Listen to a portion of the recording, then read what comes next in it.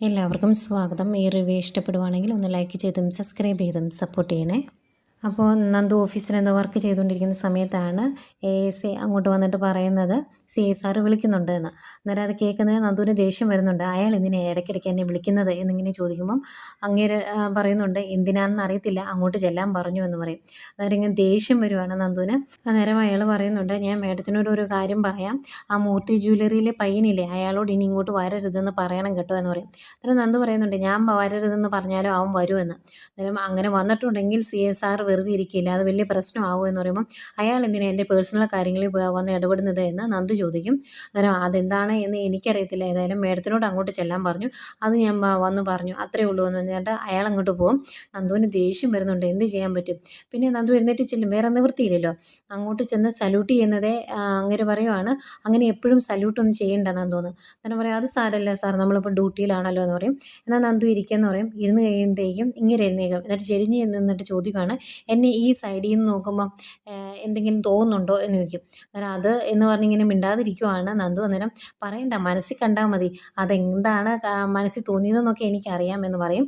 എന്നിട്ട് നന്ദുവിനോട് പറയുന്നുണ്ട്, നമുക്ക് ഇങ്ങനെ പ്രേമിച്ച് നടക്കേണ്ട കാര്യമൊന്നുമില്ല, മനസ്സിലൊരു കാര്യം തോന്നിയിട്ടുണ്ടെങ്കിൽ അത് നേരെ കാരണന്മാരുടെ അടുത്ത് വന്ന് പറയുക, അതാണ് എൻ്റെ രീതി. അങ്ങനെ ഞാൻ നന്ദുവിൻ്റെ വീട്ടിൽ വന്ന് പറഞ്ഞു, അവർക്ക് ഭയങ്കര ഇഷ്ടമായി എന്നാണ് തോന്നുന്നത്.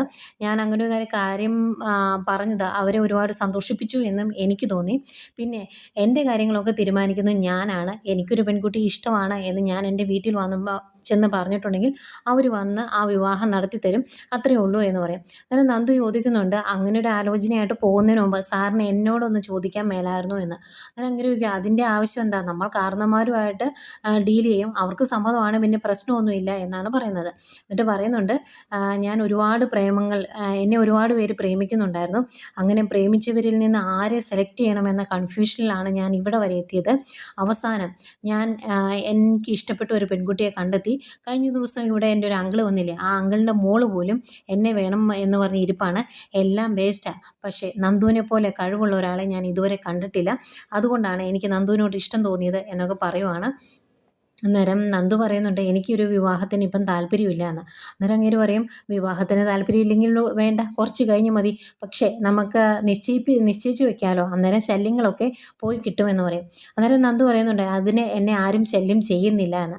അന്നേരം അങ്ങേര് അനിയുടെ കാര്യം എടുത്തിടുകയെ. അന്നേരം പറയുവാണ്, ആ മൂർത്തി ജ്വല്ലറിയിലെ പയ്യനുണ്ടല്ലോ, അവൻ്റെ പേരെന്താ എന്ന് ചോദിക്കും. അന്നേരം അനിയെന്നാന്ന് പറയുമ്പോൾ, അവനെ അനിരുദ്ധനല്ല, അനുരാഗരുദ്ധനാണ്, അവൻ ഇതിൻ്റെ അകത്തേക്ക് കയറ്റിയേക്കില്ല, അവനോട് ഞാൻ പറഞ്ഞിട്ടുണ്ട് ഇങ്ങോട്ട് വരരുത്, ഇനി വന്നിട്ടുണ്ടെങ്കിൽ അവൻ അകത്ത് കിടക്കും എന്നൊക്കെ പറയുവാണ്. അന്നേരം നന്ദു പറയുന്നുണ്ട്, അവൻ അങ്ങനെ ആരുടെയും പുറകെ വായി നോക്കി നടക്കുന്ന ഒരു ക്യാരക്ടർ അല്ല എന്ന് പറയുമ്പം, അത് നന്ദുവിന് മനസ്സിലാകാഞ്ഞിട്ടാ, അവൻ്റെ സ്വഭാവം അത് തന്നെയാണെന്ന് എനിക്ക് അവനെ കണ്ടപ്പോഴേ മനസ്സിലായി എന്ന് പറയും. എന്നിട്ട് നന്ദുവിനോട് ഈ രീതിയിലൊക്കെ സംസാരിക്കുന്നു. നന്ദുവിന് തീരെ അങ്ങ് ഇഷ്ടപ്പെടുന്നൊന്നുമില്ല. എന്നിട്ട് നന്ദു എഴുന്നേറ്റ് പോകാൻ തുടങ്ങുമ്പം ചോദിക്കുന്നുണ്ട്, നമുക്ക് റെസ്റ്റോറൻറ്റിൽ പോകണോ, പാർക്കിൽ പോകണോ, എവിടെയാണ് പോകേണ്ടതെന്ന്. അന്നേരം നന്ദു പറയും, നമ്മൾ ഈ നാട്ടിലെ CAയും SAയും ആണ്, അങ്ങനെ പ്രേമിച്ച് നടക്കേണ്ട കാര്യമൊന്നുമില്ല എന്ന് പറയുമ്പം, എങ്കിൽ നമുക്ക് റെസ്റ്റോറൻറ്റിൽ പോകാം, അവിടെയാകുമ്പോൾ ആരും ഇല്ലല്ലോ, നമുക്ക് തന്നെ ഇരുന്ന് സംസാരിക്കാമെന്ന് പറയുമ്പോൾ, അതിൻ്റെ ആവശ്യമില്ല സാർ എന്ന് പറഞ്ഞിട്ട് നന്ദു പുറത്തേക്ക് അങ്ങ് പോവുകയാണ്. അന്നേരം ഇളിച്ച് പിടിച്ചുകൊണ്ടിരിപ്പുണ്ട്. പിന്നെ കാണിക്കുന്നത് ജാനകിയും ജലജയാണ്. ജലജ പറയുവാണ്, ഏതായാലും അവൾക്ക് ചേരുന്ന ഒരുത്തനെ തന്നെ കിട്ടി, അവളെ തളച്ചിട്ടുണ്ടെങ്കിൽ ഇതുപോലെ ഒരുത്തൻ വേണം എന്ന് പറയുമ്പം ജാനകി പറയുന്നുണ്ട്, അവനെ കിട്ടിയാലും അവൾ അവിടെ ഒതുങ്ങി നിൽക്കുമെന്ന് എനിക്ക് തോന്നുന്നില്ല എന്ന്. അന്നേരം ജലജ പറയും, എന്തു ആയിക്കോട്ടെ, അനിയേക്കാൾ നല്ലൊരു ആലോചന വന്നപ്പോൾ അവൾ അപ്പുറത്തേക്ക് ചാടിയത് കണ്ടോ, അവൾ അവനെ തേച്ചിട്ട് പോയി കഴിയുമ്പോൾ നിൻ്റെ മോന് വിവരം വെച്ചോളൂ എന്നൊക്കെ പറയുക. ഇവരിങ്ങനെ സംസാരിച്ചുകൊണ്ട് നിൽക്കുന്നേക്കും അനി ബൈക്കേ വരുവേ. അപ്പോൾ അനി ഈ കാര്യങ്ങളൊന്നും അറിഞ്ഞിട്ടില്ല. അനി കയറി വരുന്നതേ അവൻ്റെ മുഖത്തൊരു വിഷമം പോലെയാണല്ലോ എന്നിങ്ങനെ പറയുവാണ് ജലജ. അന്നേരം അത് കേൾക്കുന്ന അനി പറയുന്നുണ്ട്, എനിക്ക് വിഷമമൊന്നുമില്ല, ഞാൻ കുറച്ച് നേരം വെയിലത്ത് നിന്നായിരുന്നു, അതിൻ്റെ ഒരു തളർച്ചയാണ് എന്ന് പറയുവാണ്. അന്നേരം, അല്ല, നിൻ്റെ കാമുകി കൈവിട്ടു പോകുന്നതിൻ്റെ വിഷമമാണോ എന്നറിയാൻ വേണ്ടി ചോദിച്ചതാണ് എന്ന് പറയുമ്പോൾ, കാമുകിയോ, എനിക്ക് മനസ്സിലായില്ല എന്ന് പറയും. അന്നേരം ജാനകി പറയുന്നുണ്ട്, അവനൊന്നും മനസ്സിലായില്ല, എങ്കിൽ തെളിച്ചങ്ങ് പറഞ്ഞു കൊടുക്കുക ജലജയെന്ന്. അന്നേരം ജലജ പറയുവാണ്, അല്ല, നന്ദുവിന് എന്തോ കല്യാണാലോചന വന്നു എന്നോ അവർ വിവാഹം നടത്താൻ പോവാണ് എന്നൊക്കെ കേട്ടു, അതുകൊണ്ട് പറഞ്ഞതാ എന്ന് പറയുമ്പോഴത്തേക്കും, നന്ദുവിന് വിവാഹം വിവാഹാലോചനയോ, അവൾ വേറൊരു വിവാഹം കഴിക്കുകയില്ല, ഉടനെയൊന്നും ഒരു വിവാഹം നടക്കത്തുമില്ല എന്ന് പറയുമ്പോൾ, നീ അങ്ങനെ പറഞ്ഞുകൊണ്ടിരുന്നു, നല്ല ആലോചന വന്നപ്പം നിന്നേക്കാൾ കഴിവുള്ള ഒരുത്തനെ കണ്ടപ്പോൾ അവൾ കാല് മാറിയിട്ടുണ്ട് എന്ന് പറയും. അന്നേരം അനി അത് സമ്മതിക്കാത്തപ്പം ജലജ പറയുന്നുണ്ട്, ഒരു ദിവസം അവൾ ഇങ്ങോട്ട് കയറി വരും അവളുടെ കല്യാണക്കുറിയായിട്ട്, അത് കൈ തന്നിട്ട് അവൾ പോവുകയും ചെയ്യും, നീ അന്നേരം അവിടെ പോയി സദ്യ ഉണ്ടിട്ട് വന്നാൽ മതി ആ ഡേറ്റിൽ എന്ന് പറയും. അന്നേരം അനി പറയുവാണ്, അങ്ങനെ സംഭവിച്ചിട്ടുണ്ടെങ്കിൽ അന്ന് അപ്പച്ചി പറയുന്ന കാര്യം ഞാൻ അപ്പച്ചിക്ക് വേണ്ടി ചെയ്തു തരാമെന്ന്. അത്രയും പറഞ്ഞിട്ട് അനി അകത്തേക്ക് പോകുമ്പോഴത്തേക്കും ജാനകി പറയുക, അവൻ്റെ കോൺഫിഡൻസ് കണ്ടോ, എത്ര ആത്മവിശ്വാസത്തോടെ അവൻ പറയുന്നത് എന്നിങ്ങനെ പറയുമ്പം ജലജ പറയുന്നുണ്ട്, അത് അവൾ തേച്ചിട്ട് പോയി കഴിയുമ്പോൾ അങ്ങ് മാറിക്കോളും, പിന്നെ അവന് വേണമെങ്കിൽ നല്ല സ്ത്രീധനം മേടിച്ച് വേറൊരു വിവാഹം കഴിക്കട്ടെ എന്ന് പറയുമ്പം ജാനകി പറയുവാണ്, എനിക്ക് അനാമിക മോളെ ആയിരുന്നു ഇഷ്ടമെന്ന്. അന്നേരം ജലജ മനസ്സിൽ ഓർക്കുന്നുണ്ട്, നിൻ്റെ മോൻ ഇനി ഒരിക്കലും കല്യാണം കഴിക്കാതെ പോകട്ടെ എന്നാണ് എൻ്റെ ആഗ്രഹം എന്ന്. ഏതായാലും അനി അകത്തോട്ട് ചെല്ലുമ്പം അവിടെ ഇരുന്ന് നയന ഡിസൈൻ വരച്ചുകൊണ്ടിരിക്കുന്നു, അടുത്ത് ദേവയാനി നിൽപ്പുണ്ട്. അന്നേരം അനി ചോദിക്കും, ഏട്ടത്തി അവിടെ ഭയങ്കര തകൃതിയായിട്ടുള്ള കല്യാണാലോചനയൊക്കെ നടക്കുവാണോ എന്ന് ചോദിക്കുമ്പോൾ, അങ്ങനെ ഒരു കല്യാണാലോചന നടക്കുന്നുണ്ട്, നന്ദുവിന് ചേരുന്ന ഒരു ബന്ധം വന്നിട്ടുണ്ട് എന്ന് പറയുമ്പം, അങ്ങനെ നന്ദു പറഞ്ഞോ എന്ന് ചോദിക്കും. അന്നേരം അവളും അങ്ങനെ പറഞ്ഞിട്ടൊന്നുമില്ല, അമ്മയ്ക്കും അച്ഛനും ഭയങ്കര താല്പര്യമാണ്, ഞങ്ങൾക്കും കുഴപ്പമൊന്നുമില്ല, അങ്ങനെയാണെങ്കിൽ ഞങ്ങൾ ഈ വിവാഹം നടത്തും എന്ന് പറയുക. അന്നേരം നന്ദി ചോദിക്കുന്നുണ്ട്, ഈ വിവാഹാലോചന കൊണ്ടുവന്നത് ഏട്ടത്തിയും ഏട്ടനും കൂടിയാണോ അതോ വല്യമ്മയാണോ എന്ന് ചോദിക്കുമ്പോൾ, ഞങ്ങളാരുമല്ല, അവളുടെ കൂടെ വർക്ക് ചെയ്യുന്ന അവളുടെ CA ആണ് അങ്ങോട്ട് ആലോചനയായിട്ട് ചെന്നത് എന്ന് പറയുമ്പോഴത്തേക്കും എനിക്ക് അയാളുടെ മുഖം ഓർമ്മ വരും, അന്ന് പറഞ്ഞതൊക്കെ ദേഷ്യം വരുന്നുണ്ട്. അയ്യേ, അയാളാണോ, അയാൾക്ക് നല്ല പ്രായമുണ്ടല്ലോ എന്ന് പറയുമ്പോഴത്തേക്കും ദേവയാനി പറയുന്നുണ്ട്, അത് സാരമില്ല, അയാൾക്കിപ്പോൾ ഒരു 10-30 വയസ്സുണ്ടെങ്കിൽ 10-22 വയസ്സ് നന്ദുവിനും കാണുമല്ലോ, അപ്പോൾ അത് പ്രശ്നമല്ല എന്ന് പറയുന്നു. അന്നേരം അനി ചോദിക്കുന്നുണ്ട് നയനയോട്, ചേച്ചി കണ്ടായിരുന്നോ, നയനേച്ചി കണ്ടായിരുന്നോ അയാളെ എന്ന്. അന്നേരം ഞാൻ കണ്ടൊന്നുമില്ല, പിന്നെ അമ്മയ്ക്കും അച്ഛനും ഒക്കെ ഇഷ്ടമായതുകൊണ്ട് അത് മുന്നോട്ട് പോട്ടെ എന്ന് ഞങ്ങൾ കരുതി, അവളുടെ ഇഷ്ടമാണല്ലോ നോക്കേണ്ടത് എന്ന് പറയും. അപ്പം നന്ദുവിന് ഇഷ്ടമാണോ എന്ന് ചോദിക്കുമ്പോൾ അവൾക്കും പ്രശ്നമൊന്നും കാണില്ല എന്നാണ് നയന പറയുന്നത്. എന്തെങ്കിലും ആകെ വിഷമമാകും അനി പുറത്തേക്ക് പോകാൻ തുടങ്ങുക. അന്നേരം നീ എങ്ങോട്ട് പോവാടാ എന്ന് ദേവയാനി ചോദിക്കും. അന്നേരം അല്ല, എനിക്ക് പുറത്തേക്ക് പോകണം, എൻ്റെ തലയിൽ 3 ജ്വല്ലറി അല്ലേ എടുത്ത് വെച്ചേക്കുന്നത്, അതിൻ്റെ കാര്യങ്ങൾ നോക്കണ്ടേ, അല്ലെങ്കിൽ നിങ്ങളെല്ലാവരും ഞാനത് നോക്കാതെ കറങ്ങി നടക്കുമെന്ന് പറയില്ലേ, അതുകൊണ്ട് ഞാൻ പോവാണ് എന്ന് പറഞ്ഞാൽ പുറത്തേക്ക് പോവാം. അന്നേരം നയന, ഈശ്വര, അവൻ പോലീസ് സ്റ്റേഷനിലേക്കാണോ പോകുന്നത് എന്ന് അറിയത്തില്ലല്ലോ എന്ന് പറയുമ്പോൾ ദേവയാനി, അവൻ്റെ സ്വഭാവം വെച്ച് അവൻ അങ്ങോട്ട് പോകാൻ സാധ്യതയുണ്ട് എന്ന് പറയും. അന്നേരം നയന പറയുക, അങ്ങോട്ട് ചെന്നിട്ടുണ്ടെങ്കിൽ അയാൾ അവിടുന്ന് ഓടിച്ചു വിട്ടോളൂ എന്ന്. ഇവരുടെ സംഭാഷണത്തിനിടയ്ക്ക് അനി പറയുന്നുണ്ടായിരുന്നു, ഞാൻ ഒരിക്കൽ അവിടെ ചെന്നപ്പോൾ അയാളെ കണ്ടു, അയാൾ എന്നോട് വളരെ മോശമായിട്ടാണ് പെരുമാറിയത്, അങ്ങോട്ട് ചെല്ലരുതെന്ന് എന്നോട് പറഞ്ഞു, അയാളുടെ തറവാട്ട് സ്വത്തൊന്നും അല്ലല്ലോ പോലീസ് സ്റ്റേഷൻ, എന്നാലും അയാൾ അങ്ങനെ കാണിച്ചു എന്നൊക്കെ പറഞ്ഞായിരുന്നു. അന്നേരം നയന ചോദിച്ചായിരുന്നു, അതിനിടയ്ക്ക് നിങ്ങൾ കയറി ഒരസാനും പോയായിരുന്നോ, പ്രശ്നങ്ങളുണ്ടായായിരുന്നോ എന്ന് ചോദിക്കുന്നുണ്ടായിരുന്നു, അതുകൊണ്ടാണ് നയന പറഞ്ഞത് അവിടുന്ന് ഓടിച്ചു വിട്ടോളും എന്ന്. അന്നേരം ദേവയാനി ചോദിക്കുവാണ് നയനോട്, നന്ദുവിന് ഈ വിവാഹാലോചനയെ വലിയ താല്പര്യമില്ല അല്ലേ എന്ന്. അന്നേരം നയന പറയുക, അവൾക്ക് വലിയ താല്പര്യമൊന്നുമില്ല, പക്ഷേ അച്ഛനും അമ്മയ്ക്കും ഭയങ്കര താല്പര്യമാണ്, ഭയങ്കര ആഗ്രഹമാണ്, അതുകൊണ്ട് എങ്ങനെയെങ്കിലും ഈ വിവാഹം അങ്ങ് നടന്നു പോട്ടെ അമ്മ, അതാ നല്ലത്, നമ്മളും അതിനു വേണ്ടി ശ്രമിക്കണമെന്ന്. സ്വന്തം അനിയത്തിക്ക് ഇഷ്ടമല്ല ആ കല്യാണാലോചന എന്നറിഞ്ഞിട്ടും അത് തന്നെ നടക്കണം എന്ന് വാശി പിടിക്കുവാണ് നയന അയാളെ കണ്ടിട്ട് പോലുമില്ല കേട്ടോ. സ്വന്തം കാര്യം നന്നായി മുന്നോട്ട് പോകണം, വേറെ പ്രശ്നങ്ങളൊന്നുമില്ലാതെ സമാധാനമായിട്ട് മുന്നോട്ട് പോകണം എന്ന് മാത്രം ചിന്തിക്കുന്ന ഒരു നായികയായിട്ട് എനിക്ക് തോന്നി.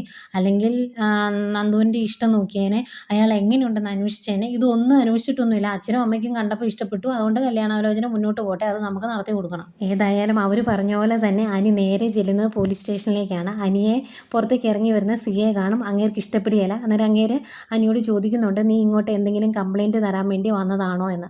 എന്നിട്ട് ഞാൻ കംപ്ലയിൻറ്റ് തരാൻ വേണ്ടി ഒന്നും അല്ല വന്നത്, എനിക്ക് SIയെ ഒന്ന് കാണണം എന്ന് പറയുമ്പം, നീ എന്തിനാണ് നന്ദുവിനെ കാണുന്നത്, അതിൻ്റെ ആവശ്യമില്ല, നിന്നോട് ആവശ്യമില്ലാതെ ഇങ്ങോട്ട് വരരുത് എന്ന് ഞാൻ പറഞ്ഞതല്ലേ എന്ന് ചോദിക്കുമ്പം അനി പറയുന്നുണ്ട്, ഞാൻ വെറുതെ വന്നതല്ല, ഞങ്ങളുടെ ഒരു പ്രശ്നം പറയാനാണ് എന്ന് പറയുമ്പം, കുടുംബക്കാരിയൊക്കെ ഇതിന് പുറത്ത്, ഇതിൻ്റെ അകത്ത് നിൻ്റെ കുടുംബക്കാരും ചർച്ച ചെയ്യേണ്ട ആവശ്യമില്ല എന്ന് പറയും. അന്നേരം അനി ഇതിരി ദേഷ്യത്തോടെ പറയുവാണ്, സാറേ, പോലീസ് സ്റ്റേഷനിൽ പൊതുജനങ്ങൾക്ക് വരാൻ പാടില്ല എന്ന് നിയമമൊന്നുമില്ല, ഞങ്ങൾക്കും കുറച്ച് നിയമമൊക്കെ അറിയാമെന്ന്. അന്നേരം അങ്ങേര് ചോദിക്കും, നിനക്ക് എന്ത് നിയമമാണ് അറിയാവുന്നത്, ഇങ്ങനെ ഒരുത്തൻ ഈ നാട്ടിൽ പെൺപിള്ളേരെ ശല്യം ചെയ്ത് നടക്കുന്നത് ഞാൻ അനുവദിച്ച് തരത്തില്ല, അതും സ്റ്റേഷനിൽ കയറി SIയെ പോലും ശല്യം ചെയ്യുക, അത് ഞാനിവിടെ ഇരിക്കുമ്പോൾ നടക്കുമെന്ന് എനിക്ക് തോന്നുന്നുണ്ടോ എന്നൊക്കെ ചോദിക്കുമ്പം, ഞാനിവിടെ വരുന്നത് SIക്ക് ശല്യമൊന്നുമല്ല, അത് സാറിന് മനസ്സിലാഞ്ഞിട്ടാണെന്ന് പറയുമ്പം, നിന്നെപ്പോലെയുള്ള ഞരമ്പ് രോഗികളെ നിലയ്ക്ക് നിർത്താൻ എനിക്കറിയാമെന്ന് പറയും. അത് കേൾക്കുമ്പം ഇത്തിരി ദേഷ്യം വരും കേട്ടോ അനിക്ക്. എന്നിട്ട് ഇവരിങ്ങനെ വന്ന് ഉടക്കുന്നുണ്ട് എന്നറിയുമ്പോഴേക്കും നന്ദു അങ്ങോട്ട് ഓടി വരും. അന്നേരം അനി തിരിച്ചു പറയുവാണ് ഒരു ഞരമ്പ് രോഗിക്കാണ് അങ്ങ് വേറൊരാളെ കാണുമ്പോൾ അങ്ങനെ തോന്നുന്നത് എന്ന്. ഇത് കേൾക്കുന്ന അയാൾക്ക് ദേഷ്യം വരും. അയാൾ അനിയുടെ കാരണത്തിട്ട് അടിക്കുവാണ്. എന്നിട്ട് നീ ഇവിടെ കയറി വന്ന് ഷോ കാണിക്കുന്നോ എന്ന് ചോദിക്കും. അന്തേക്കും നന്ദു ഓടി വന്നിട്ട് ഇത് എന്താ സാറേ എന്ന് ചോദിക്കും. അന്നേരം അവൻ എന്നെ ഞരമ്പ് രോഗി എന്ന് വിളിച്ചു എന്ന് പറയുമ്പം അനി പറയുന്നുണ്ട് സാറാണ് ആദ്യം എന്നെ അങ്ങനെ വിളിച്ചത് എന്ന്. അന്നേരം അങ്ങനെ പറയുന്നുണ്ട് ഇവൻ ഇവിടെ കയറി വന്ന് ഷോ വയ്ക്കേണ്ട കാര്യമില്ല, അതുകൊണ്ട് മര്യാദയ്ക്ക് ഇവിടുന്ന് പോയിക്കോണം, അല്ലെങ്കിൽ നിന്നെ എടുത്ത് ഞാൻ അകത്തിടും എന്നൊക്കെ പറയുന്നു. കുറച്ച് നേരം നന്ദുവിൻ്റെ മുഖത്തേക്ക് ഇങ്ങനെ ദേഷ്യപ്പെട്ടും ദേഷ്യവും സങ്കടവും ഒക്കെ കലർന്നിങ്ങനെ നോക്കുവാണ് അനി. അന്നേരം നീ ആരുടെ മുഖത്തേക്കാടാ നോക്കുന്നത്, നിന്നോട് പോകാനല്ലേ പറഞ്ഞത് എന്ന് ചോദിക്കും. അങ്ങനെ അവിടുന്ന് ദേഷ്യപ്പെട്ട് അനി ഇങ്ങ് ഇറങ്ങിപ്പോരുന്നു. അന്നേരം അനി ഇങ്ങ് പോന്നു കഴിയുമ്പോഴേക്കും നന്ദു അയാളോട് പറയുന്നുണ്ട് അങ്ങനെ കാരണത്തടിക്കാൻ പാകത്തിനുള്ള തെറ്റൊന്നും അവൻ ചെയ്തിട്ടില്ലായിരുന്നല്ലോ എന്ന്. അന്നേരം അങ്ങനെ പറയുന്നുണ്ട് അത് നന്ദുവിന് മനസ്സിലാകാഞ്ഞിട്ടാണ്. നന്ദുവിനെ പോലെ ഒരു SI ഇതിനെയൊക്കെ സപ്പോർട്ട് ചെയ്യുന്നതാണ് എനിക്ക് ഇഷ്ടപ്പെടാത്തത്. ഏതായാലും ഞാൻ ഇവിടെ ഇരിക്കുമ്പോൾ അവൻ്റെ ഈ കളിയൊന്നും ഇവിടെ നടക്കുകയില്ല, പോലീസ് സ്റ്റേഷൻ അവൻ്റെ അപ്പൂപ്പൻ്റെ വകയല്ല എന്നൊക്കെ പറഞ്ഞിട്ട് അങ്ങേര് അങ്ങോട്ട് ഇറങ്ങി പോകുന്നു. പോയി കഴിയുമ്പോഴേക്കും നന്ദുവിന് ദേഷ്യം വന്ന് നിൽക്കുക. അന്നേരം ആ SI പറയുന്നുണ്ട് സാറിന് SI സാറിനോട് പ്രണയമാണെന്നാണ് തോന്നുന്നതെന്ന്. അന്നേരം നന്ദു പറയും അത് വെറും തോന്നലൊന്നുമല്ല, അങ്ങേര് അവിടെ വന്ന് വിവാഹം ആലോചിച്ചു എന്ന് പറയുമ്പോഴേക്കും അങ്ങനെയൊക്കെ നടന്നു എന്ന് വെച്ചാൽ അങ്ങേര് വായും തുറന്ന് നിൽക്കുക കേട്ടോ. അന്നേരം അങ്ങനെയൊക്കെ ആലോചിച്ചു, പക്ഷെ അതൊന്നും നടക്കാൻ പോകുന്നില്ല എന്ന് പറഞ്ഞിട്ട് ദേഷ്യപ്പെട്ട് നന്ദു അകത്തേക്ക് പോകുന്നു. നന്ദു അകത്ത് പോയി കഴിഞ്ഞപ്പോഴത്തേക്കും ആകെ വിഷമമാണ് നന്ദുവിന്. നന്ദു ഇങ്ങനെ മനസ്സിൽ ഓർക്കുവാണ് അനിയുടെ മുഖത്ത് കാരണത്ത് കൈ വെക്കേണ്ട കാര്യം അങ്ങേർക്കില്ലായിരുന്നു. ആ സ്ഥാനത്ത് വേറെ ആരെങ്കിലും ആയിരുന്നെങ്കിൽ അവൻ്റെ ദേഹത്ത് കൈ വെച്ച് അവൻ്റെ കൈ ഞാൻ തല്ലി ഓടിച്ചേനെ. ഇതിപ്പോൾ എനിക്കിവിടെ പ്രതികരിക്കാൻ പോലും പറ്റാത്ത അവസ്ഥയിലായല്ലോ എന്നൊക്കെ ഇങ്ങനെ ഓർത്ത് വിഷമിച്ച് ഇരിക്കുവാണ് നന്ദു. ഈ സമയം അനി സങ്കടപ്പെട്ട് ആ അമ്പലത്തിൻ്റെ ഫ്രണ്ടിൽ തന്നെ പോയി ഇരിപ്പുണ്ട്. അന്നേരം കുറേ കഴിയുമ്പം നന്ദു അനിയെ വിളിച്ച് കഴിയുമ്പോൾ ഫോൺ എടുക്കുന്നത് ദേഷ്യപ്പെട്ട് അനി പറയുവാണ് നിനക്കിപ്പോൾ സമാധാനമായല്ലോ, ഞാൻ അങ്ങനെ അങ്ങോട്ട് വരാതിരിക്കാൻ വേണ്ടിയല്ലേ നീ അയാളെ തിളപ്പിച്ച് ഇത്രയൊക്കെ ചെയ്യിപ്പിച്ചതെന്ന് ചോദിക്കുമ്പം അനി ഞാൻ അങ്ങനെയൊന്നും ചെയ്തിട്ടില്ല എന്ന് പറയും. അന്നേരം എനിക്കെല്ലാം മനസ്സിലാവുന്നുണ്ട്, നിനക്ക് വിവാഹാലോചന വന്നതും എല്ലാം എനിക്കറിയാം. ഇനിയിപ്പം അയാൾ എൻ്റെ മുഖത്തടിച്ച് ഈ പാടുമായിട്ട് ഞാൻ എങ്ങനെ എൻ്റെ വീട്ടിലോട്ട് കയറി ചെല്ലുന്നത്, ഈ പാടുമായിട്ട് ഞാൻ അങ്ങോട്ട് കയറി ചെന്നിട്ടുണ്ടെങ്കിൽ അവർക്കത് സഹിക്കാൻ പറ്റുകയില്ല എന്നൊക്കെ പറയുമ്പം അനി എനിക്ക് പ്രതികരിക്കാൻ മേലാത്ത അവസ്ഥയായിപ്പോയി, നിൻ്റെ മുഖത്തൊരാൾ കൈനീട്ടി അടിച്ചിട്ടുണ്ടെങ്കിൽ അത് ഞാൻ കണ്ടുകൊണ്ട് നിൽക്കുമെന്ന് നിനക്ക് തോന്നുന്നുണ്ടോ എന്ന് ചോദിക്കും. അന്നേരം നീ അവിടെ കണ്ടുകൊണ്ട് നിൽക്കുമല്ലായിരുന്നു, എന്നിട്ട് നീ പ്രതികരിച്ചില്ലല്ലോ എന്ന് പറയുമ്പം നന്ദു പറയുന്നുണ്ട് എടാ എനിക്ക് അയാളോട് അങ്ങനെ പ്രതികരിക്കാൻ പറ്റില്ല, അങ്ങനെ പ്രതികരിച്ചിട്ടുണ്ടെങ്കിൽ ഞാൻ ഇവിടുന്ന് പുറത്താണ്, അയാൾ ഇവിടുത്തെ CA ആണെന്നുള്ള കാര്യം നിനക്ക് അറിയത്തില്ല എന്ന് ചോദിക്കുമ്പോൾ എനിക്കെല്ലാം മനസ്സിലായി എന്ന് പറഞ്ഞിട്ട് നന്ദു അനി അങ്ങ് ഫോൺ വയ്ക്കുന്നു. അന്നേരം ആകെ വിഷമിച്ച് ഇനി എന്ത് ചെയ്യണമെന്ന് അറിയാതെ നിൽക്കുന്ന നന്ദുവിനെ കാണിച്ചുകൊണ്ടാണ് ഇന്നത്തെ എപ്പിസോഡ് അവസാനിക്കുന്നത്.